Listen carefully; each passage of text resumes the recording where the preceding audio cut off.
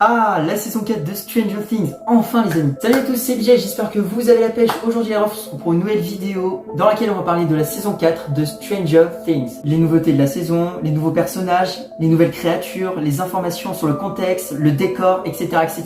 Je vais donc vous transférer toutes les informations que j'ai concernant cette série qui est donc sortie à l'heure actuelle où la vidéo est postée d'ailleurs. Parce que nous sommes le vendredi 27 mai et le vendredi 27 mai c'est Stranger Things saison 4. Donc voilà, Stranger Things, ma série préférée, la série que je préfère en tout cas de toutes les séries. Je pense que c'est le cas pour beaucoup de personnes. Parce qu'elle mélange horreur, fantastique, elle mélange plein de domaines, plein de trucs, le design, le décor et tout, toute l'histoire aussi, moi ça me passionne. Franchement, tout ce qui touche à Stranger Things, moi ça me passionne en tout cas. Et oui, ça c'est l'événement que j'attendais depuis des mois et j'en pouvais plus. Après, à l'heure actuelle où je tourne la vidéo, nous sommes le lundi 23 mai. Donc voilà, là je suis impatient, là j'en peux plus. Je crois qu'en attendant le vendredi 27 mai, je vais devoir me taper la bande-annonce et les 8 premières minutes en boucle, hein, voilà.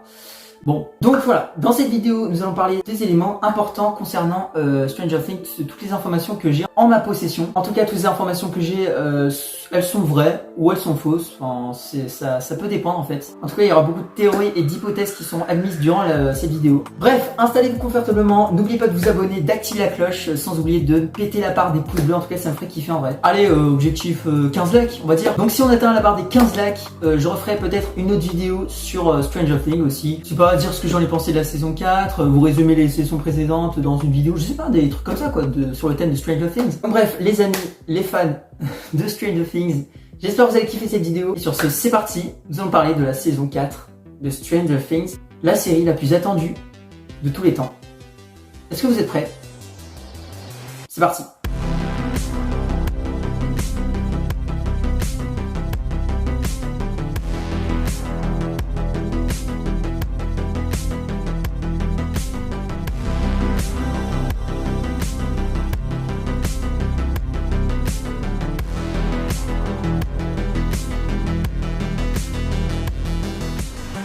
Premièrement, nous allons tout simplement nous baser, et ce qui me paraît évident, sur la bande-annonce.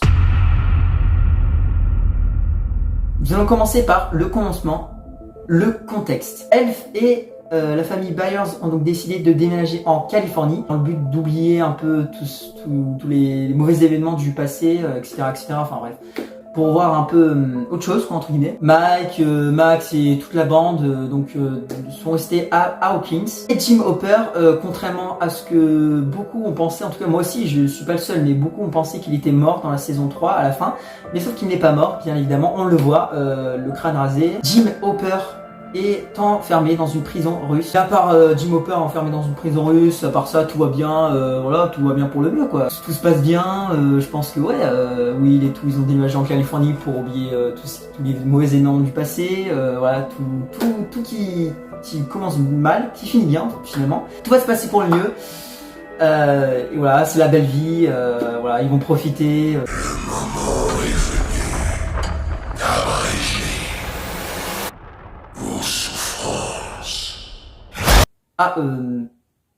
C'est vrai, j'ai oublié ça. L'apparition d'une nouvelle créature puissante.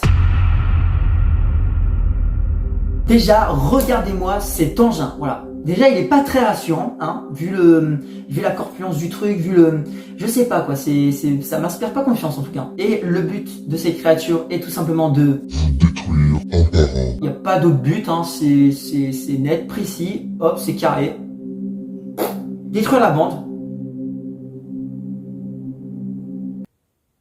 Après c'était obligé quoi, je veux dire pour ajouter un peu du peps, voilà, qui est de l'action dans la série. Parce que si ça part que de love et tout, bah là tout le monde va vite s'ennuyer quoi. Et donc ce monstre, on le voit donc dans une maison.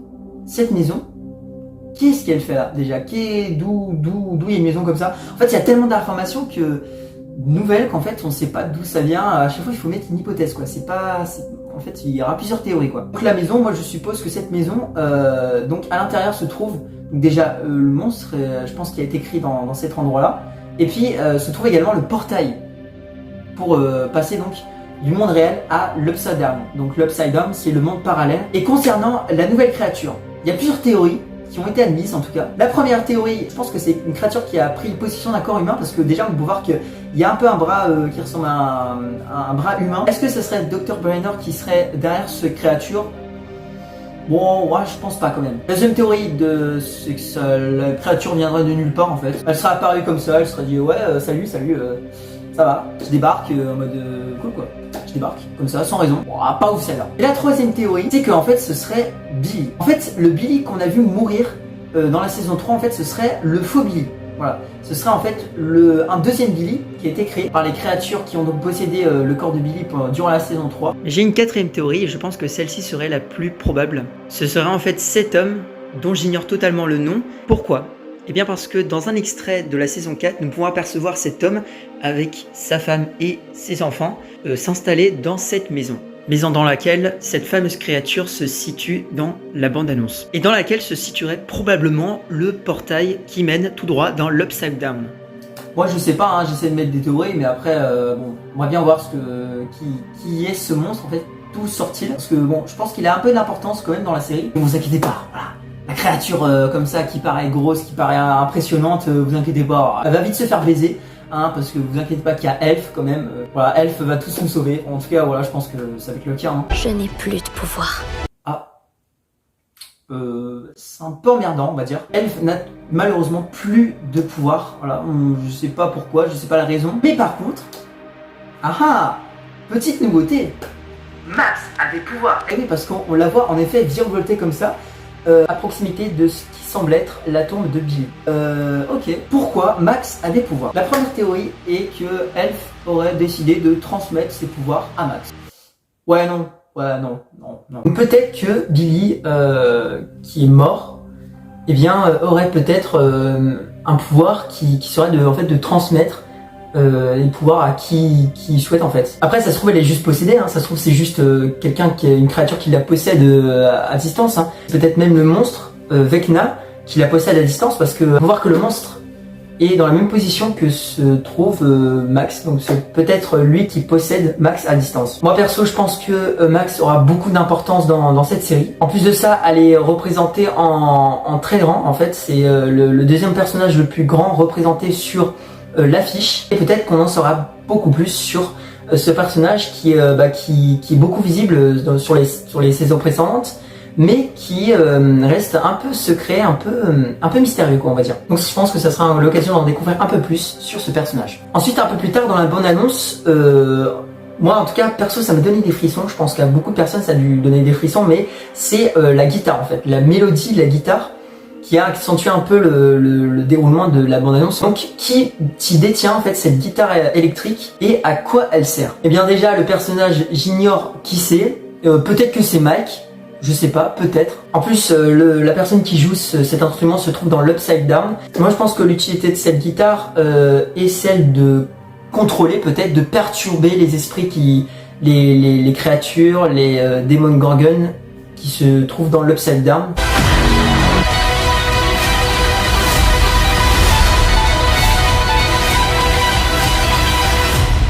Après avoir décrypté un peu la bande-annonce, basons-nous maintenant sur les 8 premières minutes qui ont été diffusées sur la chaîne YouTube de Netflix.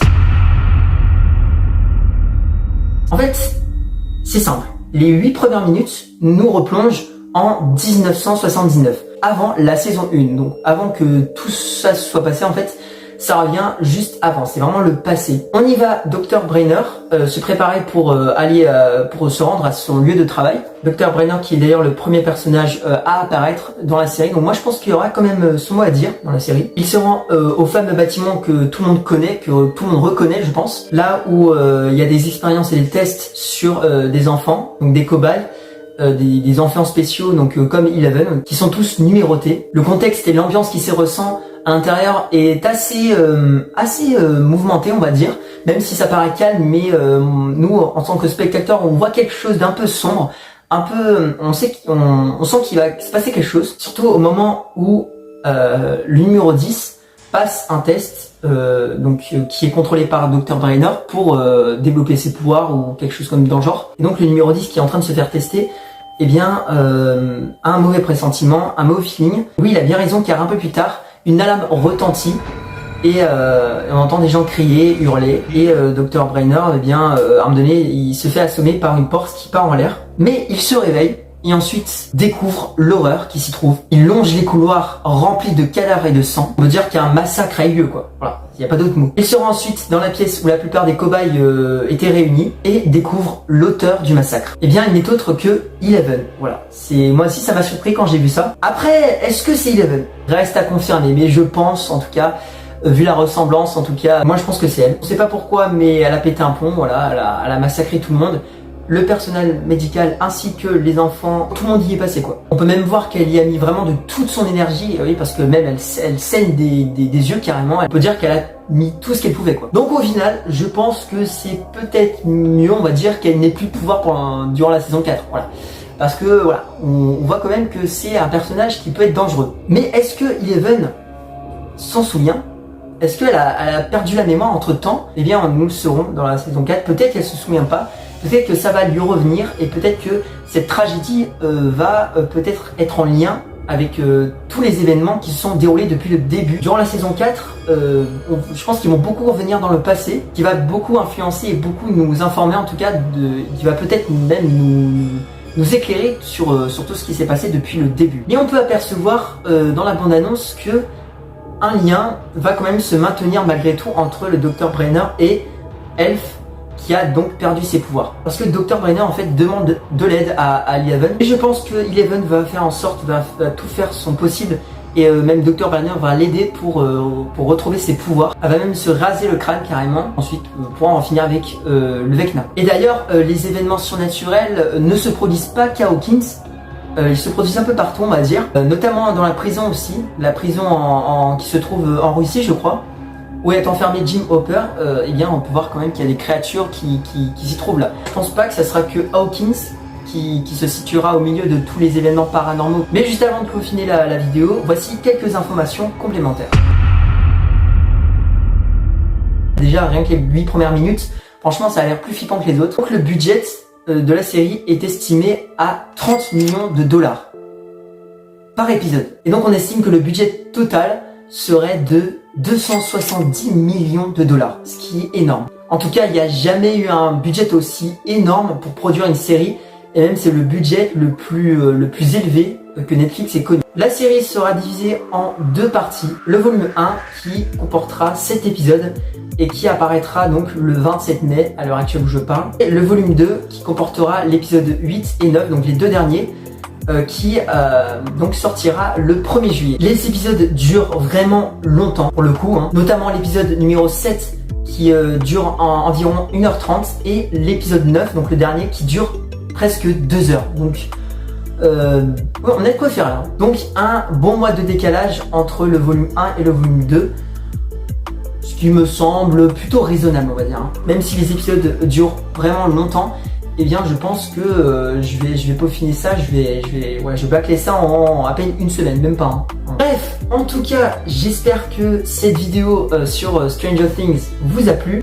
Si c'est le cas, vous connaissez les bails, maximum de likes. Je compte sur vous, n'hésitez pas également à vous abonner si ce n'est pas déjà fait. Franchement les gars, je suis vraiment pressé de voir la série, je suis vraiment pressé de voir le résultat. En tout cas, je pense que les effets spéciaux vont être vraiment énormes, vont être vraiment mais what the fuck. En tout cas, on attendait ça depuis 3 ans quand même, ça commence à faire. Donc moi je pense que on n'a pas attendu 3 ans pour rien, hein, parce que moi je pense que ça va être un truc de dingue. Franchement j'ai kiffé faire cette vidéo en tout cas, franchement je sais pas si vous avez kiffé, mais en tout cas moi perso j'ai kiffé. La vidéo, je tiens à préciser, mais elle a été entièrement faite par téléphone, voilà, c'est vraiment à 100% faite par mon téléphone. Le montage, les rushs, donc voilà, c'est juste pour préciser parce que au niveau de la qualité en tout cas j'essaie de faire au mieux au niveau de la qualité, hein, parce que faire du montage sur téléphone c'est pas si simple. N'hésitez pas à mettre un maximum de commentaires en plus que est-ce que j'ai pu comprendre, plus il y a de commentaires en dessous de la vidéo, mieux la vidéo sera référencée par YouTube. Donc voilà, essayez de mettre un maximum de commentaires, hein, s'il vous plaît. Hein.